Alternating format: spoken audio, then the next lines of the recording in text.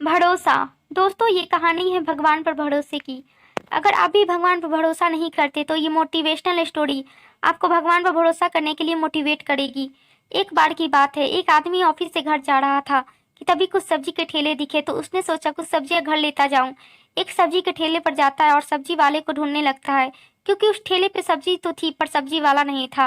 वो बस जाने ही वाला होता है कि उसकी नज़र उस बोर्ड पर जाती है जो इस सब्जी वाले ने अपने ठेले पर लगाई थी। उस पर लिखा था कि मेरे जितने भी ग्राहक आए, अगर किसी को कोई सब्जी लेनी है तो दाम इस चिट्ठी के नीचे लिखी हुई है, आप समझ कर दे देना और सब्जी खुद तौल कर लेते जाना। दरअसल मेरे पिता बहुत बीमार रहते हैं और मेरे घर में उनकी देख रेख करने वाला कोई नहीं है, तो मुझे उन्हें देखने बार बार जाना पड़ता है।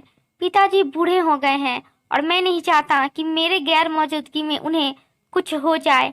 इसलिए आप आओ, सब्जी लो और पैसे दे दो, या नहीं है तो कोई बात नहीं, फिर कभी दे देना। वो आदमी आश्चर्य से भर गया। उसे लगा आज के जमाने में कोई इतना भरोसा कैसे कर सकता है, लेकिन उसे देर हो रही थी तो उसने सब्जी ली और चला गया।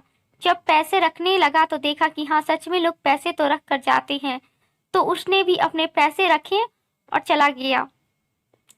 एक दिन ऐसे ही शाम का वक्त था और हर दिन की तरह ऑफिस से घर जा रहा था वो आदमी। तभी उसने उस ठेले वाले को देखा कि वो अपना ठेला लेकर घर जा रहा था। उसने उससे बात करनी चाहिए और अपनी गाड़ी साइड में लगाकर बात की।